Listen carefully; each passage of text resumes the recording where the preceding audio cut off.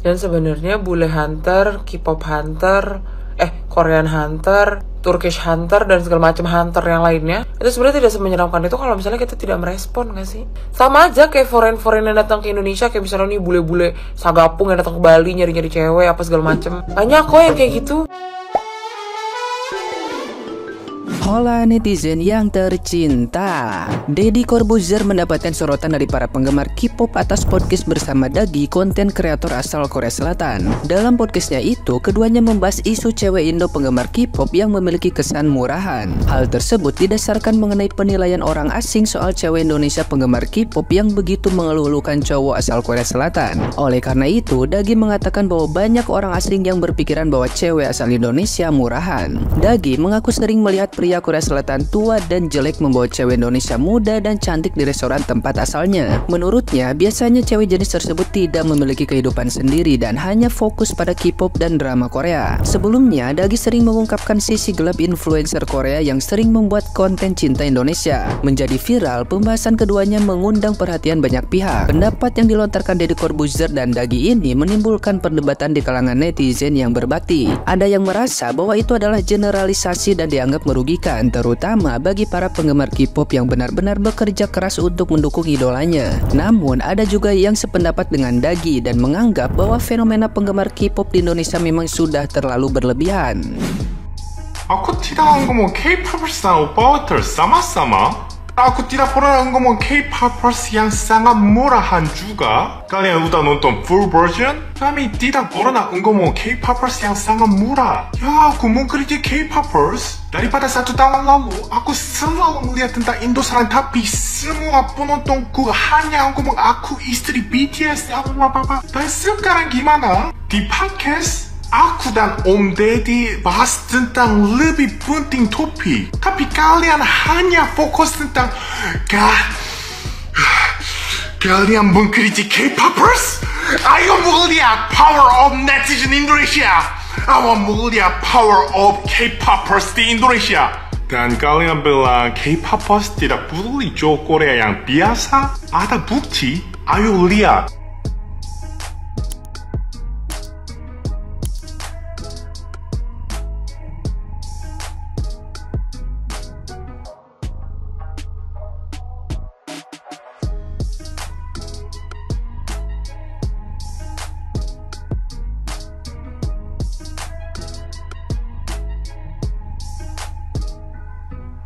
Ya, bukan semua K-popers seperti sama Opa Hunter. Aku juga tahu dan aku dan Om Deddy tidak pernah ngomong seperti itu.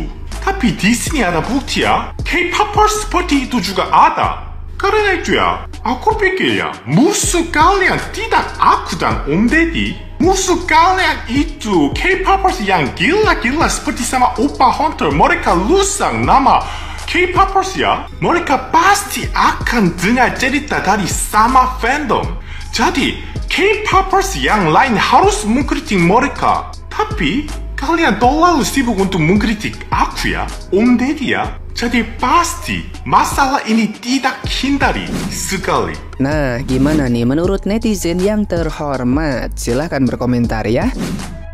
Dari podcastnya Om Deddy sama si orang Korea aku gak tahu namanya itu, banyaklah sekarang yang bilang cewek K-popers itu adalah Opa Hunter. Ini adalah hal yang aku gak setuju banget. Simpelnya guys, Opa Hunter itu adalah orang yang tergila-gila sama cowok Korea. Hunter, pemburu cowok Korea. Dan cowok Korea yang dimaksud ini gak peduli idol, mau dia rakyat biasa, mau dia rakyat jelata, mau dia kuli, segala macam. Pokoknya dia orang Korea, dia bakal dikejar gitu loh. Nah, sedangkan K-popers ini, ya dia penyuka idol K-pop. Bahkan bukan sebatas idol Korea, tapi idol K-pop. Dan kalian tahu kan, idol K-pop itu gak cuman dari Korea. Contoh Opa Hunter tuh gini, gue misalnya Opa Hunter nih, ada orang Korea lewat, bukan idol ya, orang Korea aja gitu. Entah dia rakyat jelata di Korea, entah dia kuli di Korea, pokoknya orang Korea lah gitu. Gue bakal datengin dia, opa minta nomornya, opa minta WA-nya, opa nikahin aku, opa. Itu Opa Hunter, orang yang tergila-gila sama orang Korea. Dan gue tanya ke kalian yang K-popers ya, apakah kalian kayak gitu? Misalnya kalian ngebiasin Jaehyun gitu, tiba-tiba di depan kalian lewat orang Korea, apakah kalian akan ngejar orang itu terus, opa minta nomornya, opa minta foto, opa? Kalian bakal gitu gak? Kalau gue enggak sih. K-popers itu menyukai idol K-pop, bukan sekedar orang Korea. Lu orang Korea tapi bukan bias kita ya, gak ada artinya di mata kita. Karena apa? Karena kita K-popers, bukan opa hunter. Mungkin ada beberapa K-popers yang opa hunter, tapi jangan dipukul rata. Alah sama aja, kan K-popers itu muja-muja orang Korea, Kita itu menggemari idol K-pop, dan gak semua idol K-pop itu berasal dari Korea, itu yang harus kau tahu. So jangan samain K-popper sama opa hunter, karena kita bias hunter. Nge-K-pop itu sebagai hobinya. Ibaratnya kayak lu suka anime, lu suka bola, lu suka badminton, lu suka SpongeBob, gue suka K-pop, gitu ajanya. Olah bang, dari mulutmu sendiri loh, dari muncungmu kau bilang K-popers itu opa hunter. Jadi kau ngapain di Indonesia? Kau balik aja lah, kau nggak usah di sini gitu. Terus aku mau nanya lah, siapa yang ngechat kau? Pede kali kau. Siapa yang ngechat? Coba muncul dulu yang ngechat kau itu, yang bilang mau kawin sama kau. Siapa itu? Ih, gerem kali pula aku. Jadi pede kali dia. Dia kayak ini. Kamu kenapa pede? Aku pede kan aku percaya diri. Walaupun di sini nyari duitnya. Bingung kali aku kenapa kau dikasih panggung. Tapi K-popers tuh fanatik banget sampai ngoleksi foto-foto apa segala macam.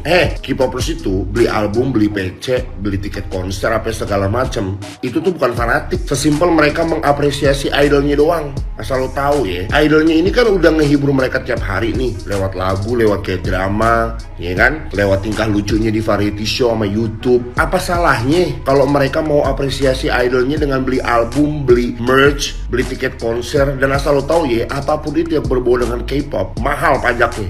Ujung-ujungnya larinya kemana? Ke negara. Nguntungin siapa? Nguntungin negara juga. K-popers tuh murahan, nggak punya kehidupan, halu, nggak jelas. Lagi rame nih, gara-gara podcastnya Om Deddy sama Degi. Banyak yang ngetekin aku, kok tanggepin kok. Gimana tanggapan koko sebagai K-popers gini. Kenalkan diriku, namaku Standy Hao. Aku udah jadi K-popers atau ngikutin K-pop dari generasi 2. Dari zamannya Super Junior, 2NE1, Big Bang, dan lain-lain. Sampai sekarang yang baru-baru, I-Lead, Kiss of Life, dan lain-lain lah. Jujur aku bingung juga sih apa yang harus ditanggepin gitu. Jujur aku belum nonton podcastnya sama sekali, karena aku bukan penikmat konten-konten podcast. Tapi inti yang aku dapat dari video-video FYP yang lewat, intinya ada omongan dalam podcast itu yang bilang kayak cewek-cewek Indonesia, K-popers Indonesia ini agak berlebihan gitu. Kayak ada beberapa di antara mereka tuh yang kayak, oh pokoknya aku maunya cowok Korea gini-gini, pokoknya Korea, kayak udah kayak nggak bisa mikir dengan jernih gitu loh. Pokoknya harus Korea, cari pacar Korea, apa Korea gitu. Ya mungkin ada yang seperti itu. Kalau menurutku itu tuh nggak perlu kita tersinggungin gitu loh. Kayak maksudnya setiap orang tuh kan berhak untuk menyampaikan pendapatnya dan beropini masing-masing. Mungkin si Mas Degi ini pernah ketemu modelan K-popers yang kayak gitu, yang emang sehalu dan se-nggak jelas itu. Karena nyatanya emang ada yang bener-bener kayak nggak make sense gitu. Ada beberapa bahkan yang aku kenal gitu. Misalnya aku sukanya Taehyung, tiba-tiba temanku suka Taehyung, aku marah gitu. Itu kan biasku, tuh suamiku, kenapa kamu suka sama Taehyung? Kamu pilih aja yang lain gitu. Nah, itu udah aneh menurutku. Kayak ya udah sih, Taehyung juga nggak tahu kamu hidup gitu. Maksudku gini, kalau kalian tidak merasa diri kalian tuh seperti yang diomongin sama dia, ya tidak perlu tersinggung gitu loh maksudku. Berarti dia tuh lagi nyeritain pengalamannya dia sama orang lain yang mungkin kebetulan K-popers yang tingkahnya kayak begitu.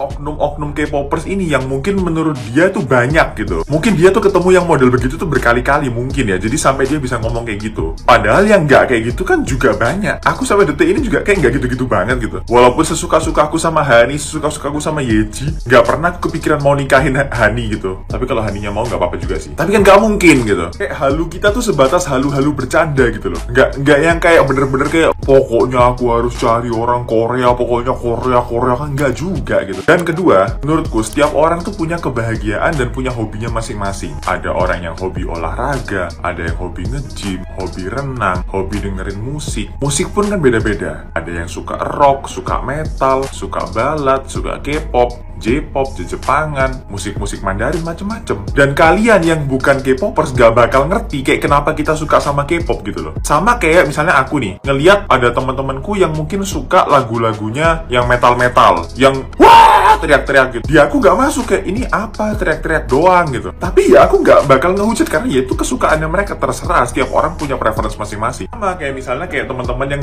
mungkin bukan K-popers ngeliat kita K-popers ngapain? Buang-buang duit beli album, beli ini, beli foto-foto photocard bias kayak gini-gini nih.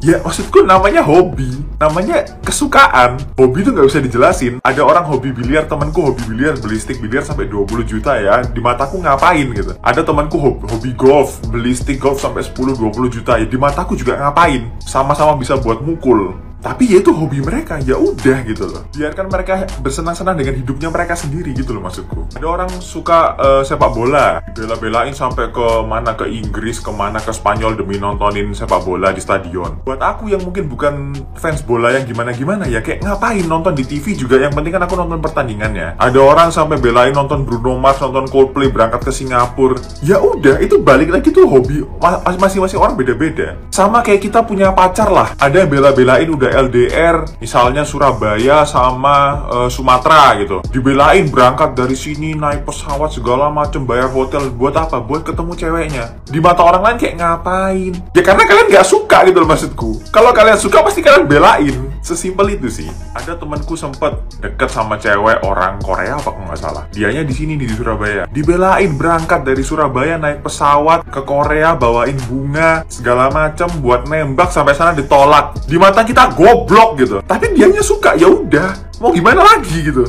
Simpel itu sebenarnya, kayak hidup ini nggak usah dibikin ribet gitu. Orang punya kesukaan masing-masing, semua orang punya kebahagiaan masing-masing. Asalkan kita nggak ngerugiin orang lain, asalkan kita nggak ada nyenggol gimana-gimana, asalkan kita nggak ada bikin orang lain tuh jadi sakit dan lain-lain, kayak ya udah gitu. Gak semuanya tuh harus sama kayak kita gitu. Sebenarnya gue nggak terlalu ngerti sama kasus si Degi ini, yang ada di podcastnya Deddy Corbuzier. Mungkin kalau ada yang lebih ngerti, tolong di komen di bawah. Tapi gara-gara itu kan gue jadi kepo ya, dan gue nge-stalkin akunnya dia. I mean, lo tinggal di negara orang, lo mau berkomentar tentang negara orang, ya mungkin menurut gue bisa dengan cara yang lebih baik lagi. Oke, everyone have their own style, tapi menurut gue lo sebagai pendatang kayaknya agak kurang cocok aja gitu dengan gaya konten lo yang kayak gitu di negara orang lain. Terkait dengan apa sih dia bilang, kayak banyak banget yang ngajakin dia nikah dan segala macam dan lain-lain. Coba dibuktiin, jangan cuma keluar-keluar doang gitu loh maksudnya. Kasian loh jadinya kayak banyak yang salah paham, karena nggak sedikit juga teman-teman gue yang foreign itu datang ke Indonesia dan bahkan mungkin jadi pasangan orang Indonesia gitu. Even dia harus dichatin sama orang-orang dan segala macam dan lain-lain gitu. Bahkan gue kemarin dapet orang temen dari Belanda, dia lagi liburan ke Indonesia dan dia malah jadi tertarik belajar bahasa Indonesia dan bahkan mau cari pacar orang Indonesia. Walaupun dia kayak harus selalu nanya gitu loh, kayak ini tuh sign apa sih? Kok gue sering dimintain sign kayak gini kalau misalnya foto sama orang Indonesia, karena gue sering dimintain foto sama orang Indonesia dan segala macam. Tapi itu tidak membuat dia merasa jadi kayak seterganggu seperti konten yang kamu buat gitu loh mas. Maksudnya gini, lo kan di sini juga hidup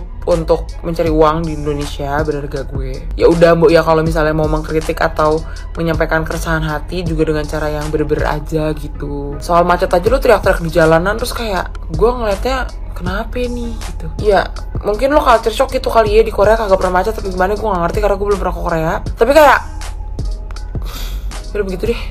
Gue sampai gak bisa berword-word gue. Dan sebenarnya bule hunter, K-pop hunter, Korean hunter, Turkish hunter, dan segala macam hunter yang lainnya, itu sebenarnya tidak semenyeramkan itu kalau misalnya kita tidak merespon, gak sih? Sama aja kayak foreign yang datang ke Indonesia, kayak misalnya nih bule-bule Sagapung yang datang ke Bali nyari-nyari cewek apa segala macem. Banyak kok yang kayak gitu. Dan itu juga membuat kita sebagai orang lokal jadi skeptis sama laki-laki bule yang datang ke Jakarta atau ke Indonesia atau kemanapun terserah. Kita mikirnya kayak, lo kalau mau mabukin gue dan segala macam, lo cuma mau make gue. Itu kan sebenarnya tinggal kayak gimana cara kita ngejaga diri, kita nggak mau, kita nolak dan segala macamnya. Gitu sayang. Jadi kayak nggak usah dipusingin amat gitu. Selama dia tidak merugikan kamu. Sekian dan terima kasih, love you.